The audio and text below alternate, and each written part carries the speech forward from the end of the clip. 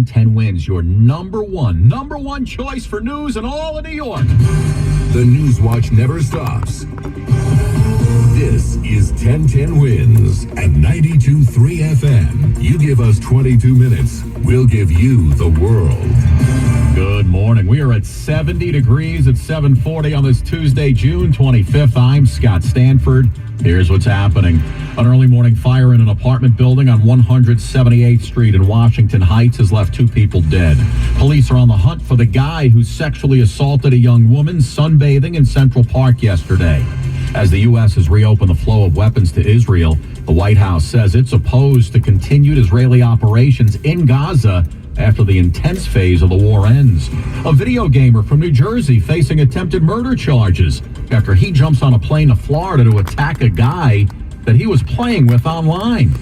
I want my MTV. Another part of the MTV era now gone. MTVnews.com closes up shop, taking with it thousands of articles and interviews.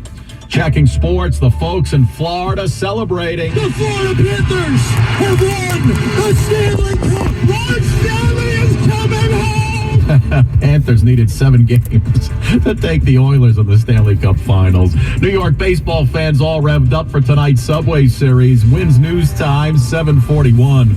Traffic and transit, we get you back out to the roads for Karen Stewart. Well, the westbound Belt Parkway is very busy this morning. We have delays that are heavy from Guy Brewer Boulevard in westbound direction, past the Van Wyck, which is really where it's the heaviest, and out to Cross Bay Boulevard. Then you're good until you get Pennsylvania Avenue.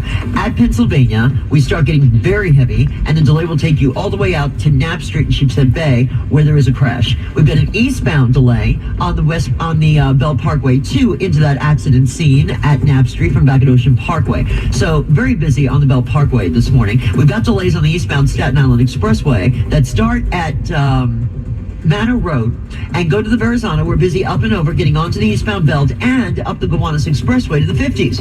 From the 50s, you're good until you get up to 39th Street. Then it gets heavy from 39th Street to 3rd Avenue. And from 3rd Avenue into Atlantic Avenue, it becomes really, really tied up. Here's what you need to know about the bridges and tunnels at the Hudson's. 45 in for the George Upper, 30 for the Lower with a 20-minute wait from the Palisades. It's 30 at the Lincoln, and it's 40 inbound over the Holland Tunnel. Our next report is 7:51 from the Farmer's Dog Traffic Center. Fresh human-grade dog food delivered right to your door. I'm Karen Stewart, 1010 Wins on 92.3 FM. Well, a blaze that broke out just before 2 o'clock this morning has killed 2 people in Washington Heights. The victims, a 77-year-old woman and a 73-year-old man, trapped in a 6th-floor apartment. That's the top floor here of this building on West 178th, right across the street from the Port Authority bus terminal. The FDNY Deputy Assistant Chief Malcolm Moore. Apartment 6-2 on the top floor in the rear of the building. Fire quickly extended into the cockloft area, the space between the top floor ceiling and the roof, into an adjoining apartment. Units employed an aggressive interior attack, cutting the roof. In the original fire apartment, searchers turned up 2 victims, 1 male and 1 female. The cause is under investigation, not believed to be suspicious. As of now, at least 6 minor injuries, 3 residents, 3 firefighters. The Red Cross here to see if they can help as well. Glenn Schuck, 1010 Wins, 92.3 FM in Washington Heights. Wins news time, 7:44. You don't see this every day if you're hanging out on Fire Island, but a plane made an emergency landing on Atlantique Beach yesterday. Officials say it was a small single-engine Piper which landed west of Ocean Beach just after noon. Suffolk County police say the 2 people on board were not injured. The pilot said he was having engine problems, and they landed right where they could, as it was fortunately, it was a light beach day. NYPD using drones and surveillance cameras. They're hoping to ID the 30-something-year-old animal who sexually assaulted a young woman who was sunbathing yesterday afternoon.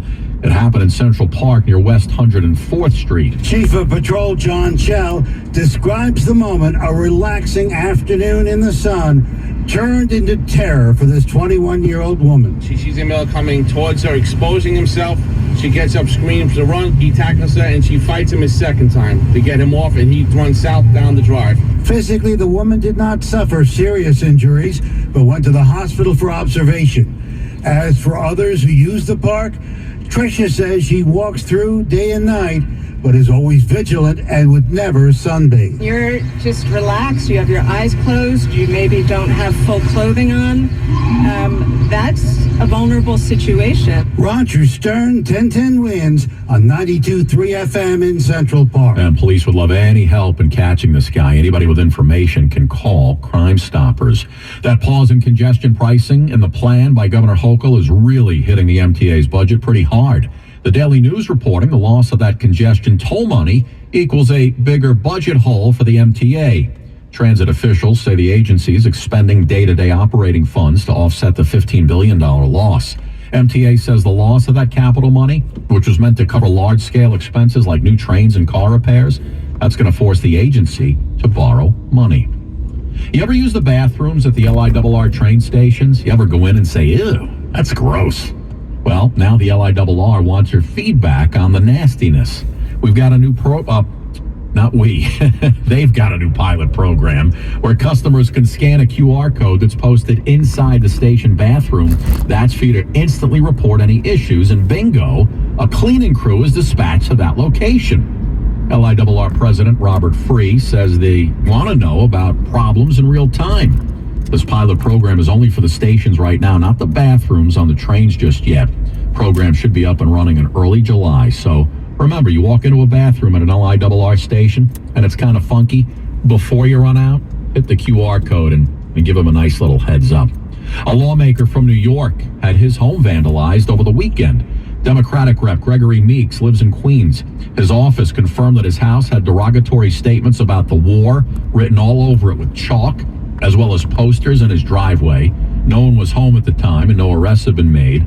The vandalizing comes days after Meeks, who is the ranking member of the House Foreign Affairs Committee, was one of two key Democrats to approve the sale of U.S. weapons and fighter jets to Israel after months of delay on the arms transfer. And the State Department says the U.S. has given Israel assurances that weapons deliveries will continue as scheduled. Over the weekend, Israeli Prime Minister Benjamin Netanyahu claimed the U.S. was slowing arms shipments. But speaking to reporters yesterday in D.C., State Department spokesman Matthew Miller said U.S. officials have pointed out to the Israelis specific shipments that have been made in recent weeks. We have paused one shipment of high payload munitions. That shipment remains on pause. It remains under review. There are other weapons that we continue to provide Israel, as we have done going back years and years. The State Department also said the U.S. opposes continued Israeli operations in Gaza after the intense phase of the war ends. President Biden hunkering down at Camp David with more than a dozen aides, intensely preparing for his debate tomorrow night. Not tomorrow night, it's actually Thursday night with Donald Trump.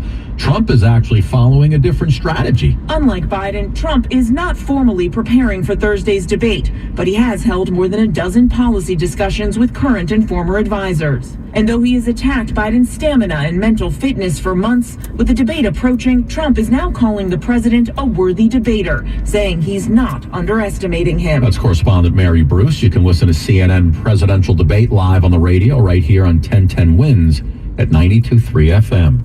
All right, guys, thank you so much for joining me on today's Driving in the News, documenting history as I commute to work. If you just landed on this video, the purpose of this channel is to document history for future generations. You'd understand that these videos do not entertain and they don't have any exciting features. But we get to document our history, and that's important to me. All right, guys, thank you so much. Please hit the like button and subscribe, and we'll see you on the next video.